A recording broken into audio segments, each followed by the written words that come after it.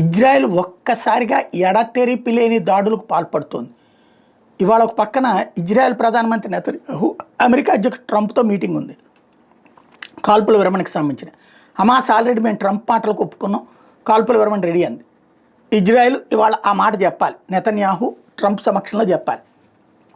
ఈలోపుగా హౌతీలకి సంబంధించినటువంటి ఆర్థిక స్తోమతని సృష్టించేటటువంటి ప్రదేశాలు అక్కడ ఏంటంటే ఈ హౌతీలు కానీ వీళ్ళందరూ ఎట్ట బతుకుతున్నారు, హెజ్బుల్లా హౌతీ వీళ్ళందరూ కూడా అక్కడ ఉన్నటువంటి సముద్ర తీర ప్రాంతాన్ని వీళ్ళ గుప్పెట్లో పెట్టుకుంటున్నారు. అక్కడ పోర్టులు వీళ్ళ గుప్పెట్లో ఉంటాయి.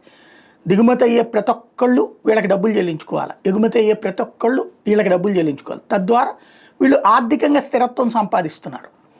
దాంతోనే ఆయుధాలు కొనుగోలు చేస్తున్నారు. అంటే వ్యాపార ప్రదేశాలు, ఆయిల్ రిగ్గులు ఒకటి, వీళ్ళు ఆయిల్ రిగ్గుల్ని వీళ్ళు ఆ ఏరియాలని స్వాధీనం చేసుకుంటున్నారు.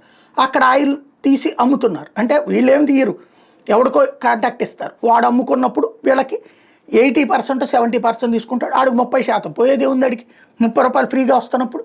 తద్వారా అలా బతికేస్తున్నారు. ఇప్పుడు ఇది పెద్ద సమస్య అయి కూర్చుంది.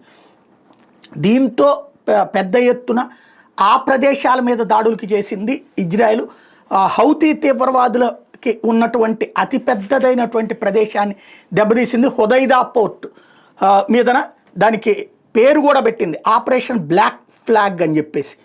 ఆ పేరుతో మొత్తం ఆ ప్రాంతంతో పాటుగా 50 స్థావరాలను ధ్వంసం చేసింది. అది ఒక ఎత్తు అయితే, మరొక వైపున ఆ ఇన్సిడెంట్ జరిగిన ఒక అరగంట తర్వాతన ఒక్కసారిగా హమాస్ స్థావరాల మీద, గాజాలో ఉన్నటువంటి హమాస్ స్థావరాల మీద 130 చోట్ల దాడులు చేసింది. హమాస్కి ఇప్పుడు మిగిలి ఉన్నటువంటి ప్రదేశాలు ఏవైతే ఉన్నాయో వాటి విధ్వంసం సృష్టించింది. ఒక్క రోజులో పెను విధ్వంసం సృష్టించి కాల్పుల విరమణ ప్రతిపాదనలకి చర్చలకు రావడం ద్వారా తనదైనటువంటి ఎత్తు వేసింది ఇజ్రాయెల్.